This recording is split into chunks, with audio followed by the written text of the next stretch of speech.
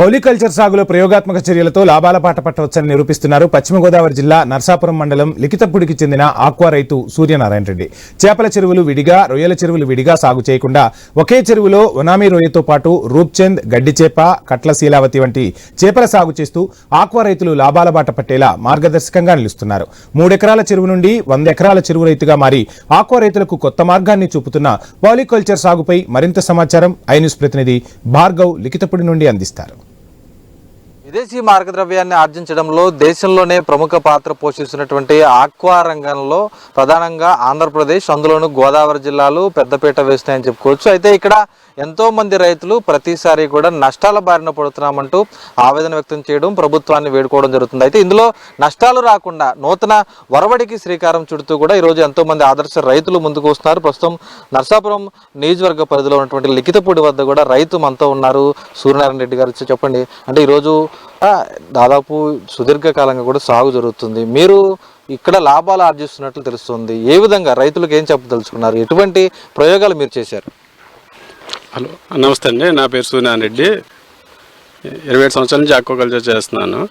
First tiger చేసేవాడిని అండి. టైగర్లో కూడా కొంతకాలం తర్వాత ఒడిదుడుకులు వచ్చాయి. తర్వాత వచ్చేసరికి స్కాంపీ రొయ్యలు సాగు చేసాం. స్కాంపీ రొయ్యలు సాగు చేసిన తర్వాత కూడా అది సరైన గ్రోత్ లేక, మనకు సరైన రాబడి లేక దాన్ని కూడా ఆపేసామండి.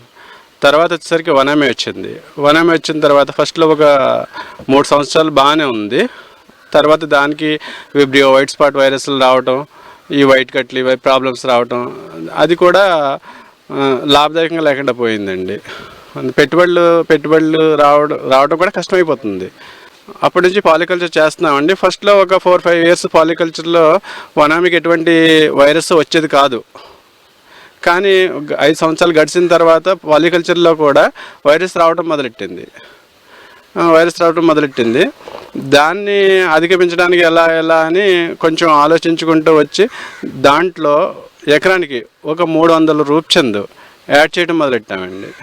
అంటే మనకి వనామీ పిల్ల వేసేసరికి మన చెరువులో మినిమం 400 గ్రామ్స్ రూప్చంద్ ఉంటే అప్పుడు ఆ చుట్టూ కంటామినేషన్ ఉన్న వైరస్ ఉన్న చెరువులు ఉన్న, చుట్టూ వైరస్ ఉన్న చెరువులు ఉన్నా కూడా మన చెరువులో వైరస్ రాదండి. నేను ఎందుకంటే 2 ఇయర్స్ ట్రయల్ చేశాను, అది సక్సెస్ అయ్యాను. ఇప్పుడు మీకు చెప్తున్నాను, అంటే వనామీని అసలు రూప్చంద్ తినలేదు. ఎంచా తినలేదు అంటే మనం ఫీడ్ సఫిషియెంట్గా సఫిషియెంట్గా ఫీడ్ ఇచ్చినప్పుడు అది రూప్చంద్ మీదకి అసలు రావట్లేదు. ఈ రూప్చంద్ ఉండడం వల్ల కూడా మనకి ఎటువంటి వైరస్ ఎఫెక్ట్ కూడా మన చెరువులో త్రూఅవుట్ కల్చర్లో కానీ తర్వాత కానీ ఇప్పుడు రావట్లేదండి. అంటే చాలామంది ఆ చేపల చెరువులు వేస్తారు, లేదంటే రొయ్యల చెరువులు వేస్తారు. ఏదో ఒకటి ఆ సీజన్ బట్టి నష్టం వచ్చి వాళ్ళు దెబ్బతినడం జరుగుతుంది. మరి ఇప్పుడు మీరు ఇందులో ఏమేమి వేస్తున్నారు? ఈ సెరికల్చర్లో ఏ విధంగా ఉన్నాయి లాభాలు? పెట్టుబడి ఎంత జరుగుతుంది ఎకరానికి? ఎలా ఉన్నాయి లాభాలు? నేను 10 ఎకరాలకు వచ్చేసరికి అండి రోహు 27,000 వేస్తానండి. కట్ల ఒక 3,000 వేస్తాను. నెక్స్ట్ ఈ గ్రాస్ కార్ప్, గడ్డి చేప వచ్చేసరికి ఒక 600 గడ్డి చేప వేస్తాము. ఈ రూప్చంద్ వచ్చేసరికి 10 ఎకరాలకి 3,000 వేస్తామండి. 3,000 వేసి కంటిన్యూ మార్నింగ్ డిఓఆర్బి కడతాము. తర్వాత డిఓఆర్బి కట్టిన వెంటనే ఎడ్జ్ ఫీడ్ వేస్తామండి. మళ్ళీ ఆఫ్టర్నూన్ వచ్చేసరికి మళ్ళీ ఫ్లోటింగ్ వేస్తామండి. సెంటర్ ఫ్లోటింగ్ వేసి మళ్ళీ ఎడ్జ్ ఫీడ్ వేస్తాము. మేము ఏరియేషను త్రూఅవుట్, అంటే night time full throughout aeration ఇస్తాము. నెక్స్ట్ మార్నింగ్ 8 వరకు, అంటే డిఓబికి కట్టడానికి దిగినప్పుడు దాకా కూడా ఏరియేషన్ ఇస్తాం. మళ్ళీ 11 వరకు ఆ ఫీడ్ తినేస్తాయండి. డిఓబి తినేస్తాయి, ఎడ్జ్ ఫీడ్ తినేస్తాయి. మళ్ళీ 11 ఏరియేషన్ ఆన్ చేస్తామండి. మళ్ళీ 2 ఆపుతాము. 2 ఆపిన తర్వాత మళ్ళీ ఫ్లోటింగ్ వేస్తాం, ఎడ్జ్ ఫీడ్ వేస్తాం. మళ్ళీ 4 గంటలకు ఏరియేటర్లు వేస్తాం. అంటే మనం ఇలాగా కంప్లీట్ ఏరియేషన్ ఇవ్వడం వల్ల మన ఈ పాండ్లో ఎటువంటి డిసీజులు అండి, రెడ్ డిసీజ్ కానీ, పెయిన్ కానీ, సింకజలక్ కానీ, తాటాకు తెలి కానీ, ఇట్లాంటి ఎటువంటి డిసీజు రావట్లేదు. నెక్స్ట్ ఈ మధ్యకాలంలో కొత్తగా మేము ఇంకోటి నేర్చుకున్నది ఏంటంటే పెర్మెంటేషన్ అండి. వీక్లీ ట్వైస్ 2 సార్లు ఇస్తున్నాం పెర్మెంటేషను. ఎలా ఇస్తున్నామంటే ఎకరానికి 1 కేజీ బెల్లం అండి పెర్మెంటేషన్లో, 1/2 కేజీ ఈస్టు, ప్రొబయోటిక్ 50 నుంచి 60 గ్రాములు, 5 కేజీలు చెక్క, 5 కేజీలు డిఓఆర్బి తవుడు. ఇవి పెర్మెంటేషన్ చేసి బ్లోయర్ పెట్టి పెర్మెంటేషన్ 48 అవర్స్ ఉంచి దాన్ని అదే 48 అవర్స్ తర్వాత ఉదయం 8-9 గంటల లోపలనే అప్లై చేస్తామండి. అలా వీక్లీ ట్వైస్ అప్లై చేయడం వల్ల మనకి ఈ పాలికల్చర్లో చేప గ్రోత్ కానీ చేప కండిషన్ కానీ నెక్స్ట్ రొయ్య లూజ్ సెల్ పడడం కానీ నెక్స్ట్ రొయ్య గ్రోత్ కానీ అన్నీ బాగుంటున్నాయి.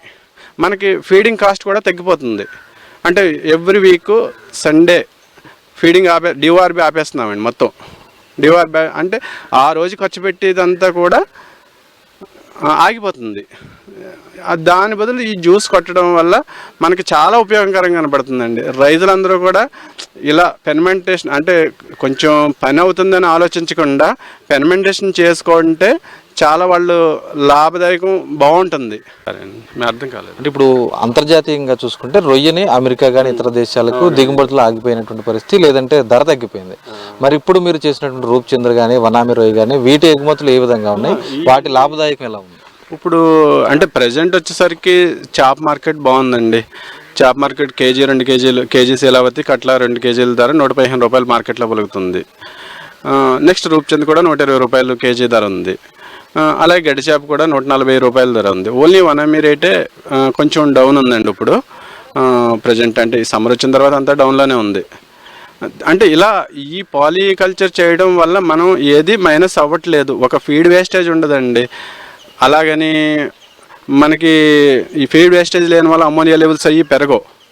నెక్స్ట్ ఈ ఫెర్మెంటేషన్ చేయడం వల్ల ఏమవుతుందంటే వీక్లీ ట్వైస్ ఫెర్మెంటేషన్ చేస్తున్నాం కదా, మన చెరువులో బ్యాక్టీరియా లోడ్ అసలు పెరగట్లేదండి. అంటే మేము మా ఓన్ ల్యాబ్లో చెక్ చేసుకుంటూ ఉంటాం. ఎవ్రీ వీక్ చెక్ చేస్తాం. బ్యాక్టీరియా లోడ్లు పెరగవు. అలా జీరో గ్రీన్ క్వాలిటీ నీళ్ళే ఉంటుందండి. మీరు చెప్పండి, అంటే ఈరోజు ఫీడ్ కంపెనీలు ప్రధానంగా ఇందులో ప్రధాన భాగస్వామ్యం ఉండబోతున్నాయి, అవే ప్రధానం అని చెప్పుకోవచ్చు. మరి మీ కంపెనీల ద్వారా రైతులకు ఏ విధమైనటువంటి మేలు కలిగే విధంగా చేస్తున్నారు, ఎటువంటి జాగ్రత్తలు తీసుకోవాలి ఫీడ్ ఇవ్వడంలో? మేజరు రైతు ఇన్వెస్ట్మెంట్లో 70-80% అనేది ఫీడ్ అండి. ఆ ఫీడ్ అనేది మనం క్వాలిటీ ఫీడ్స్ అనేది ఫస్ట్ సెలెక్ట్ చేసుకోవాలి. క్వాలిటీ ఫీడ్స్ అంటే మనం ఫీడ్ని ఎలా మెజర్ చేస్తామంటే FCR అంటామన్నమాట, ఫీడ్ కన్వర్షన్ రేషియో. ఎంత మేత తింటే ఎంత చేప పెరిగింది. సపోజ్కి 1 కేజీ చేప పెరిగేదానికి 1 కేజీన్నర మేత అవ్వాలి. కేజీ చేప 100 రూపాయలకి అమ్మేటప్పుడు కేజీన్నర మేత వాల్యూ 50 రూపాయలు ఉండాలి.